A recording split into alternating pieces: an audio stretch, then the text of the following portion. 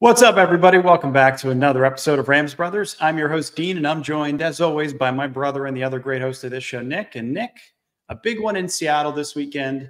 If the Rams win and the Arizona Cardinals lose with the 49ers on a bye week, we're talking about the first place Rams. But first and most importantly, how are you, my good brother?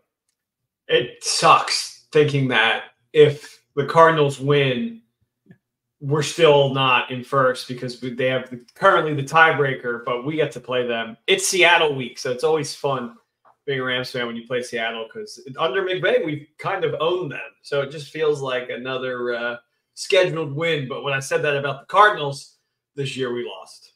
Yeah, no bueno. I think they're 10-5 against the Seahawks and 1-0 in the playoffs since Sean McVay has taken over. So good track record. Obviously, Kupp, Puka, Nacua, Matthew Stafford have all played well against the Seattle Seahawks. So I'm excited about this game. The Rams are favorites in this one. So it's an opportunity to get right back on track and win 3 straight. So as a Rams fan, you should be overwhelmingly excited about this one. But before we jump into it, I want to remind everybody too.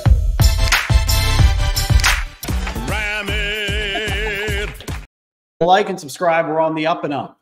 We're getting views back. We're getting subscribers back. We're in a good spot with the pod. Getting good interaction across social media. Make sure to follow us on X as well, where we're the most active. We appreciate you guys. I think it's a fun time in Rams Nation where a couple of weeks ago it felt like everything was falling apart and it felt like there was going to be a fire sale. And now it actually looks like the Rams could be buyers in this market if they're able to win this game and take a hold of first place in the division. So a lot has changed over the last couple of weeks. We appreciate your guys' support. And stick with us because we got a lot of fun content coming your guys as well. Yeah, this episode is brought to you by Autograph, our sponsor. If you go to the app and you haven't downloaded it yet, you can use our referral code RAMSBROS, one word, RAMS, BROS.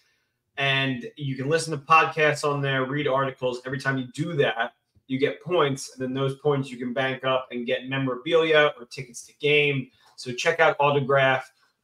They helped me out with Nick's picks this week as well. So appreciate them. Yeah, there was actually a cool offer with them where it was like you could spin a wheel, you get $100 up to $100 off on tickets. So I was pretty excited about that in case anybody wants to go to a Rams game. Download the app, get some dollars off on tickets. So as we jump into this one, I wanted to share obviously the standings. So we talked about a couple of minutes ago how if the Rams win this game, the Cardinals lose, the Rams take a hold of first place, which seemed completely unrealistic the last couple of weeks, but these are the current division standings. So the 49ers are on a bye week. Rams play Seattle this week. Seattle's 4-4. Cardinals are also 4-4. Remind me who the Cardinals play this week. Do you know if Bears? They play the Bears. That's right. Caleb Williams and the Bears. So that's also going to be a really good game. Arizona's coming off of a really dramatic win. I think it was in Miami. They were able to steal that one in the last couple of seconds. Yeah, pesky.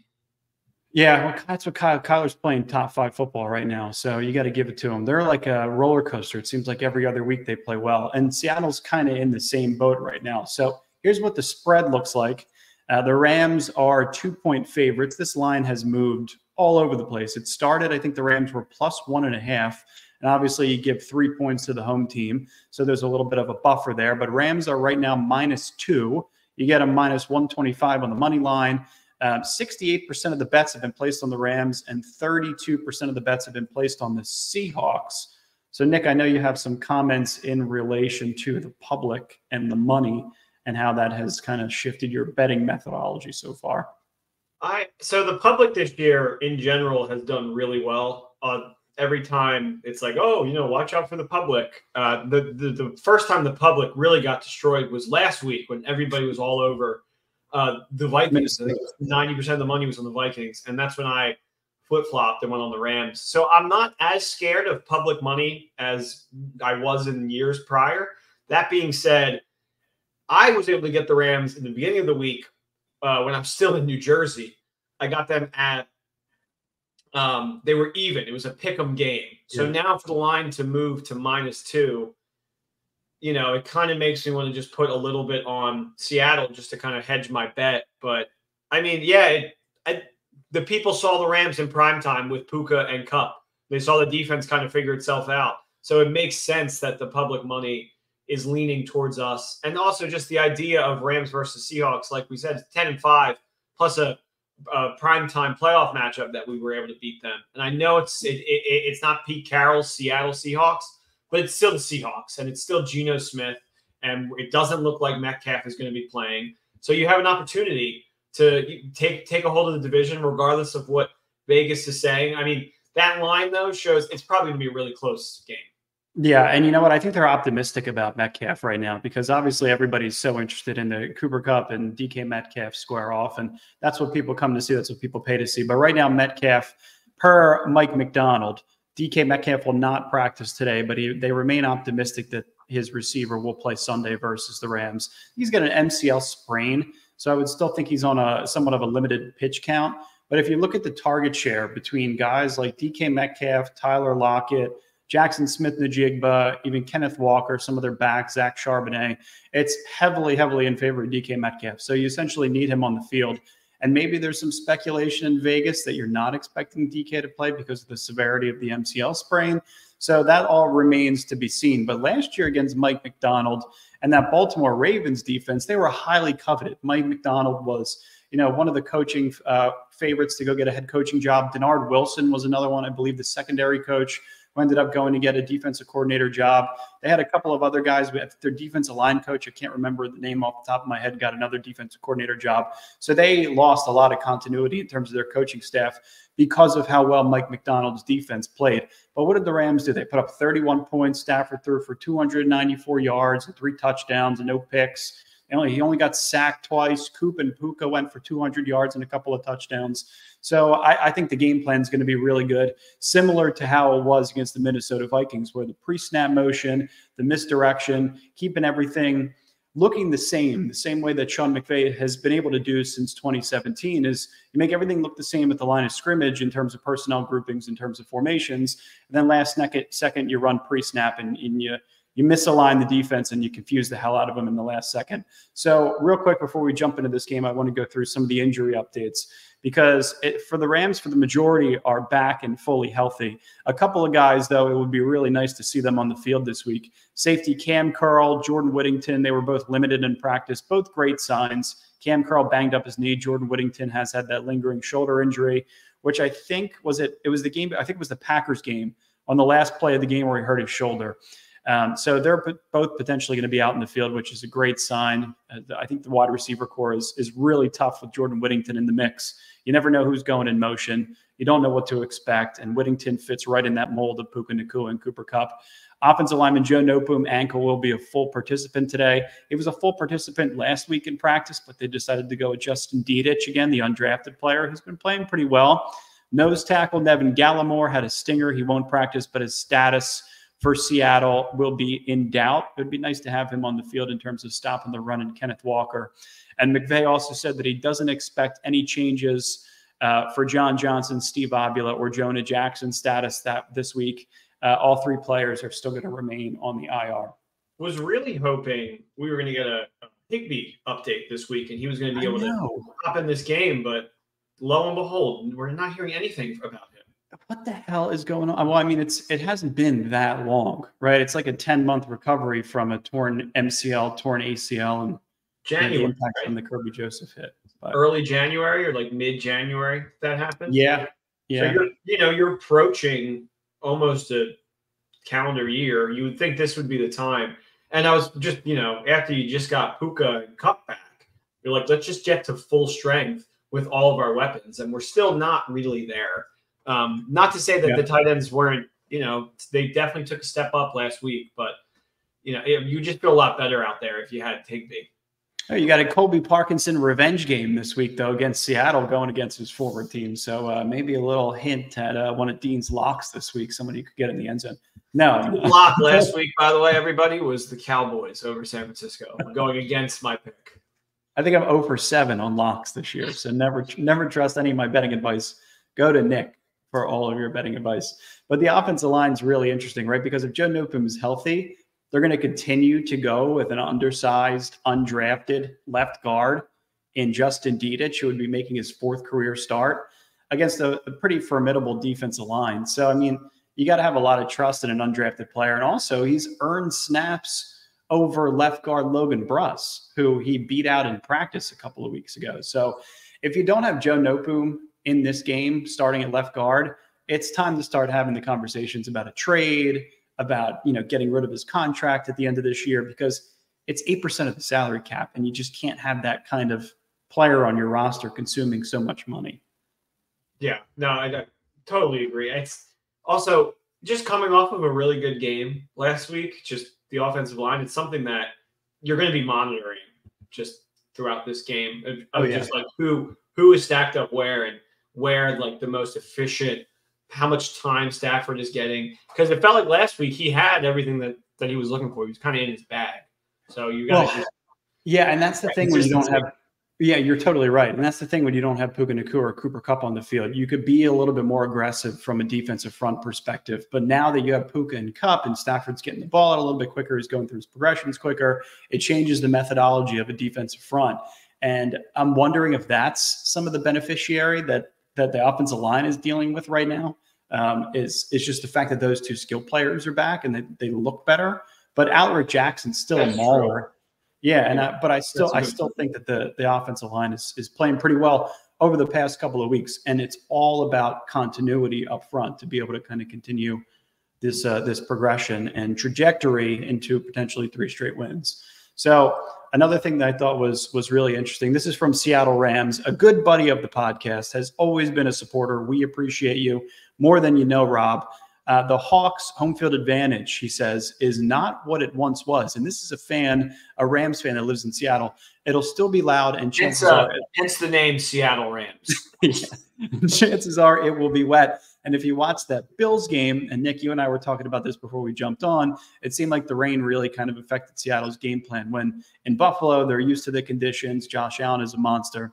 He also says, however, this team is 2-3 at home this year with wins over Denver and Miami.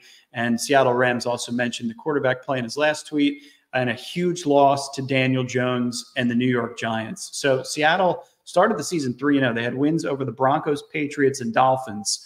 And I think a lot of people were like, all right, is this team really this good? What the hell is their identity? Because, Nick, I still can't figure it out in watching them over 8 weeks. Then week 4, they lost to the Lions. They lost to the Giants. They lost to the Niners, so brought them to 3-3. Then they miraculously beat the Falcons 34-14, and then they got dominated against the Buffalo Bills 31-10. So I'm still trying to figure out what this team's identity is. Is it run first? Is it pass first? Is it, defense? Is it their secondary with Tariq Woolen and Devin Witherspoon? Like, I can't figure out what this team really is right now. I'm not sure they really know either, to be honest with you. I think they're still trying to figure out the new regime with the new head coach. I think they're liking what they're seeing from Geno Smith. I don't think they're loving it. I think they're in a position where they need to feel out what's going to be this team in the coming years. I don't think internally at this point, without Carroll, they believe that they can win a Super Bowl with Geno Smith as their quarterback. I'm not saying he's having a bad year, but I just think he puts a limitation on you. It's kind of it mimics how I feel about the Colts, just to take a little sidestep here, who have just benched Anthony Richardson in favor of Joe Flacco. That makes zero sense to me. You have a kid that you want to develop and get reps and become better. You're not going to win a Super Bowl with Joe Flacco, and you're not going to win a Super Bowl with Geno Smith. And I know Flacco has won a Super Bowl, but that was like 20 years ago, dude. It wasn't 20, but you know what I'm talking about. I just don't, I think they're just feeling out Seattle. I think they're feeling out what they can be with this current regime until, similar to McVay, what's the guy's name? It's not McDermott, is it? What, for Buffalo? No. The head coach in Seattle. Oh, it's Mike McDonald. Yeah. McDonald's going to bring his guys in eventually. Maybe they'll draft them. But I think right now you're kind of like treading water with this Seattle team and just kind of feeling it out. I think all really, really good points. I think that's spot on, right? Because you would assume they want to be a defensive first team with a defensive identity. And that's kind of where they went with their first round pick this year in Byron Murphy II, where all Seattle fans were claiming that this is going to be the next Aaron Donald. And they passed up on a hell of a pass rusher on Jared Verse. And Jared Verse, I feel like, is going to have some kind of feeling and some kind of revenge factor with his shit talking this week, because the only time that Jared Verse has been to Seattle was on a pre-draft visit, and the Seahawks passed on him, and 3 picks later, the Rams stepped up to the plate and took their first edge rusher in God knows how long in terms of a first-round pick. So Jared Verse is a Ram. He's playing his ass off. He's the favorite to be the defensive player of the year, defensive rookie of the year, rather. And Byron Murphy has missed a handful of games. Despite the fact that he's disruptive, he could take on double teams, he could fill gaps, he can make plays in the backfield. He's a really instinctive player, and I like him a lot. But by no means is he the next Aaron Donald. The only player in the league right now that is anywhere close to Aaron Donald, what he was over the past 10 years, is Dexter Lawrence in New York. He's pretty damn incredible. But Byron Murphy is not that, and I don't think he's ever going to be that. No, I don't think so. I mean, those are the biggest shoes to fill, and it's not off to a good start. When Donald was a rookie in St. Louis, I mean, he was like the entire team. It was we felt like the only way we were going to win is if we sacked the quarterback like 4 times and we put up like 9 points on offense, and maybe that was enough. And I remember, just to bring it back to Seattle, a lot of what we had was beating Seattle, who was kind of like the talk of the town at that time with Russell, and they were like the Super Bowl champs. They went to back-to-back. We always played them really tough, and that was kind of like our Super Bowl. And I remember telling myself, well, if we could beat Seattle, we could beat anybody. And then we ended up going like 4-12. Yeah, but it's so true. Like, you would beat Seattle on a fake punt, and Johnny Hecker would be the player of the game, and it would be like, oh, we won 9-6. Like, hell of a defensive effort thanks to Aaron Donald. Right. And the special teams made one single play with our offense. Back in the Austin Davis days and the Kellen Clemens days, they just couldn't get anything cooking.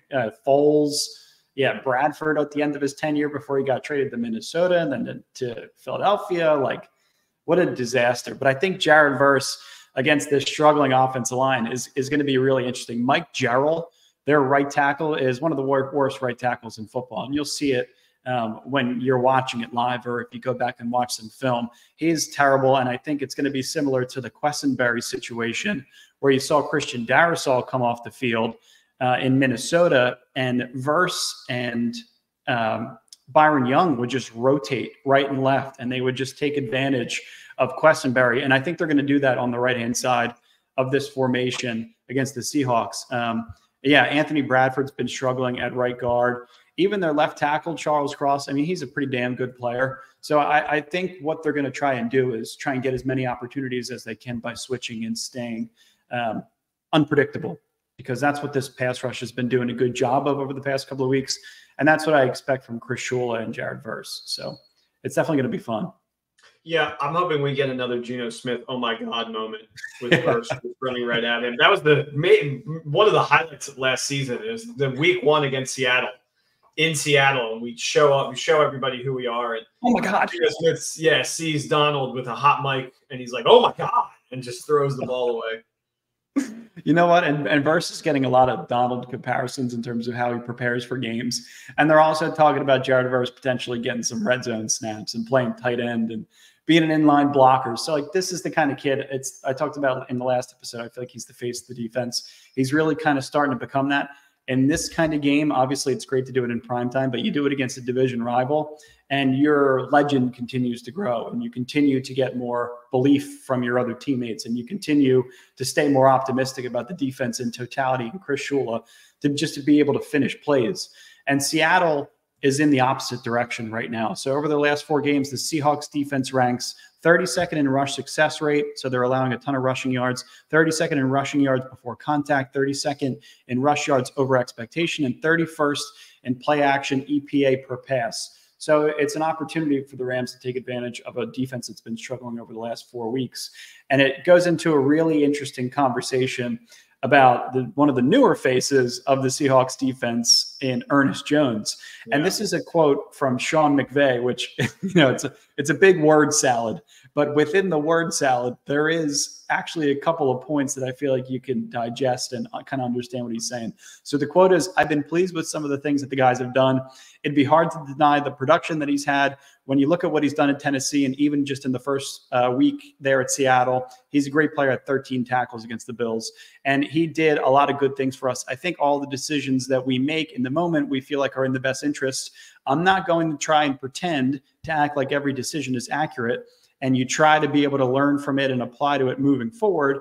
But you know that you're playing against a really well-respected player, mentally, physically tough, seems like he's always around the football. So I wish him well. It's going to be a great challenge going against him." So within that, he says, okay, we made a mistake, basically, is what I digested from it, is we didn't really want to let this guy go. He's in the last year of his contract, but he's a great player, and we're trying to learn from it, and we're hopefully going to rally behind Omar Spates and play good football. Yeah, that's one way to interpret it. It definitely feels like he's admitting fault there. Yeah. But it also, I mean, we dealt him to Tennessee, and then Tennessee deals him away as well. So, I mean, I don't know. Maybe there is some more lingering of an injury issue that both teams are now more knowledgeable than Seattle is. But it also it's a nice running tradition of Seattle poaching guys with Rams knowledge the week before we play them. I feel like that's happened over the course of the last 4 to 5 years. And it doesn't seem like it ever really helps them out. But I mean, correct me if I'm wrong. I feel like they're always scooping up a player from our practice squad or somebody that was previously on the team. Yeah, I mean, their offense coordinator was Shane Waldron, who was the Rams' previous offense coordinator. He's now in Chicago. I don't know if they have any other former Rams on the staff as of right now. But I feel like the roster, I'm sure that there's one former Ram outside of Ernest Jones that still sits on it. So, yeah, I mean, I wouldn't be surprised. Seattle's got to get any kind of advantage that they can get. I mean, you're kind of going on a roller coaster at this point. You get a couple of losses strung together, and it feels like now they're going into a bye week next week too. It feels like it can go in the wrong direction pretty quickly. And as a first-year head coach, that's not the direction you want to go in. So, I mean, that's a smart move by them. I think it was a pick swap and a player. I think the comp was actually better than what the Rams received for the Ernest Jones trade. Yeah, that's ridiculous. I would love it if we bring in an edge rusher. I think that relies on this victory because then the trade deadline's the following week, the 8th. Yeah. So I think if we get a victory here, we may actually be buyers. I think so too. Yeah, whether it's a linebacker, veteran edge rusher to play in rotation with some of these guys. Maybe another player. Who did you say? I said Clay Matthews coming out of retirement. I was like, what? Did I hear you right? Clay Matthews.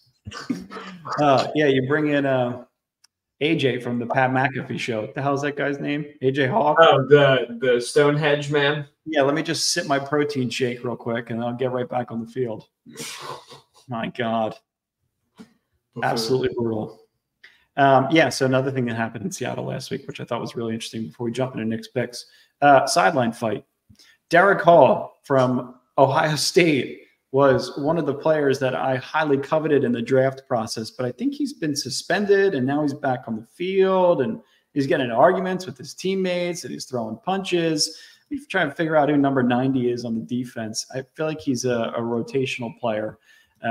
But that's Derek Hall throwing a punch at, I don't know who that other player is, but some turmoil in Seattle. And when you do that as a defense, you got to be able to kind of keep things in check, and you can't throw punches at other players. So it reminds me when Jalen Ramsey threw a punch at Taylor Rapp. And I think we were at that game. Was it the Baltimore game where Jalen Ramsey was on one side? Taylor Rapp was all the way on the other side. Yeah, and then they said in the post game, man, those are brothers. Those are brothers. I was about to say, I mean, you completely are it ruins what my next point was. I was going to say championship teams don't do that. And then the Rams won the Super Bowl that year. I totally forgot about that. Rapp was always pissing everybody off, though, it seemed like. Fans and teammates alike was always pissing people off. And guess what? He's one of the better players in Buffalo on their defense. I know. It's so frustrating. I feel like that doesn't happen, though. I mean, And then Monday night, Van Jefferson's making like crucial, great catches from Russell Wilson in Pittsburgh, which is just so bizarre. Yeah, that was a little bizarre to see Russell Wilson throw a touchdown pass to Van Jefferson. That kind of blew my mind a little bit. Did he score one? I don't think he scored a touchdown. Maybe not. Maybe he got a red zone target. I feel like he did score the first week of Russell Wilson, not this past week, but the week before. Maybe. Yeah, I think he did. Wild. Yeah. Okay, I think it's time for everybody's favorite part of the week. Nick, I think you killed it last week on Nick's picks. Yeah, let's show the little guy. Let's do it. One more time? No? Okay. Sorry, producer. Cut. No. Oh. All right, we'll show one more time. I think I double-clicked. My bad. We got it. Nick's picks. Went 4-1 last week. Best week of the season so far. We're waiting for that one perfect week. We get at least one every year. Since we've done that, we've had one perfect week, so it's coming. Just got to keep our heads up. Appreciate the good weeks when they come. The big guys at Autograph actually requested this theme song. So let's see if this idea is as good as they think it was. Can you say that your wins are better than your losses? Are you winning your picks when you're picking alone? Because Jellicle picks and Jellicle plays. Nick's picks are Jellicle picks. Nick's picks are Jellicle plays. Nick's picks are the very best. Yeah. You look like a Jellicle cat playing with that koosh ball over there. Oh, sorry. I was told I'm more interactive in meetings when I have a fidget. That's fine. Whatever that says about me. Yeah, sorry, Mr. Brady. I'm not sure that theme song was a hit, but they can't all be winners. So speaking of winning, though, since it's Wednesday, that means we can get a little frisky on the Thursday. Texans at Jets. So the Jets are hot garbage. We've heard it all week. We heard it the week before that, and you're hearing it now from me right now. The Jets fans who are listening are probably like, okay, let's hear them out. Not that we have any Jets fans listening. We can barely get Rams fans to care about the show. I'm calling you out, guys. Only when they're good we get listens. Doesn't make sense. You should care all the time. Anyway, the Jets don't have a recipe for success. That wasn't in the script. I just kind of went off there. The Jets don't have a recipe for success, and yet here they are. They're 2-point favorites against the Texans, who are good. They win the games they're supposed to win, and they are easily on top of their division. So why? Even last week, the Rams, who everyone thought were dead playing the Vikings, were at least dogs in that game. The Jets are favored. I don't understand through any metric. I've looked through all of the stats. Nothing makes sense about this. But sometimes Vegas is smarter than the average bear.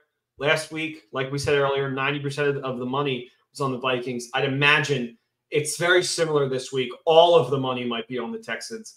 And I'm just going to side with the books here because through every single metric, I do not understand why the Jets are favored. So call it a pro-establishment bet. Call it a Tony Soprano bet. Call it whatever you want.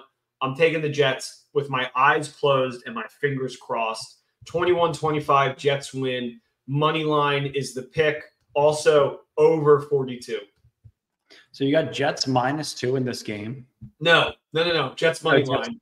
Jets money line. Okay. I can't even take the points. I just can't do it. I mean, it's a bet I shouldn't be taking through all of the research that I did, but I'm taking it anyway. And you're taking the over of what? Over 42.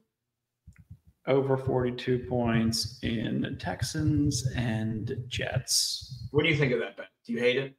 No, I don't hate it. I think that the Jets are much due for a win. I think that it's going to be just Nico Collins and Dalton Schultz catching passes from and probably Joe Mixon from CJ Stroud. I mean, the desperate team sometimes does win in these situations. The Texans are hot. They just lost Stephon Diggs. Did I say that already? So, yeah, I think it's going to be a challenge. It's going to be just a weird Thursday night game. And it's in New York, too. So, yeah. It's in New York, and the Dodgers are going to clean up business tonight, so New York will have something to be happy about if the Jets win. Yeah. Saints at Panthers. I am so sorry for taking this game. I'm even more sorry for myself that I had to do a write-up on these two smelly teams. But this is Nick's picks where we go head first in the slot matchups. I see this, and I feel like a pig in shit. So pardon my French. I like the Cats here. Give me the Cats. Maybe my theme song was a precursor to the play. Maybe it wasn't. I'm just feeling a little extra jellical today.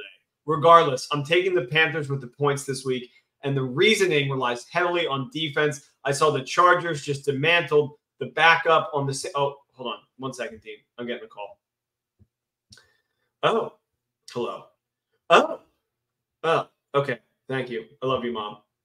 Okay. So I'm hearing Derek Carr is hopeful in this game. So that changes everything. We saw Bo Nix, a subpar quarterback, just shred up this Panthers defense. I like Carr, and I'm taking Carr to beat the Jellicle Cats. 30-19, Saints -7. Only if Derek Carr plays. If not, pretend like none of that just happened. All right, I like that one. Can't bet on the Panthers right now by any means. No, I mean, you could just be making copious amounts of money by just rolling over your bets. You're like, whoever's playing against the Panthers, just keep redoing that because they just look so bad. They're just a terrible organization. Yeah, I totally agree. What do you got next? But I don't like the Saints backup, so I'm not. It's a stay away if Carr doesn't. Yeah, Jake Hayner. No, nobody likes him. Cowboys. Wait, no, go ahead. No, go ahead. What's next? Okay. Cowboys at Falcons. So this one I really like. The Cowboys have everything to play for in this game. The Eagles are kind of getting their groove back. The NFC is becoming the juggernaut conference over the AFC, which nobody really saw coming. You need to come out and win these games, these like middling team games if you're the Cowboys. The division is still grabbable.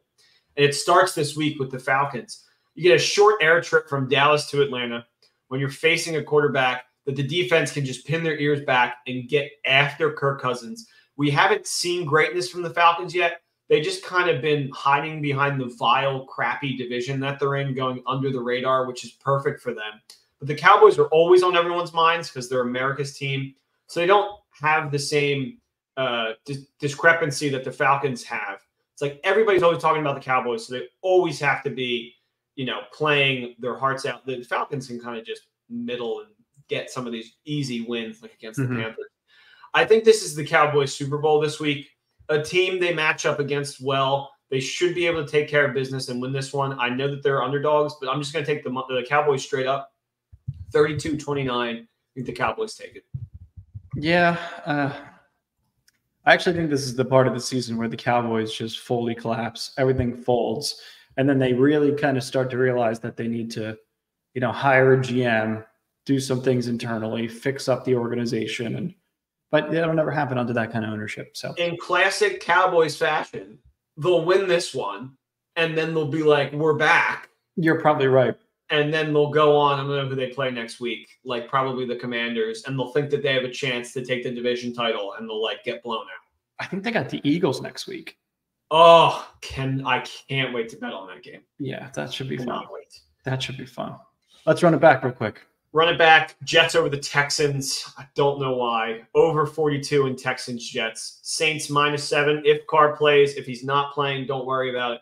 Cowboys money line over the Dirty Birds. And then my quick pick, Bucks +9 in Arrowhead. I seriously think that they can beat the Chiefs on Monday night, but +9 is the play, so we don't look crazy. I'm going to suggest a little money line sprinkle because it's at +320. If you put $25 on that, you can make back $100.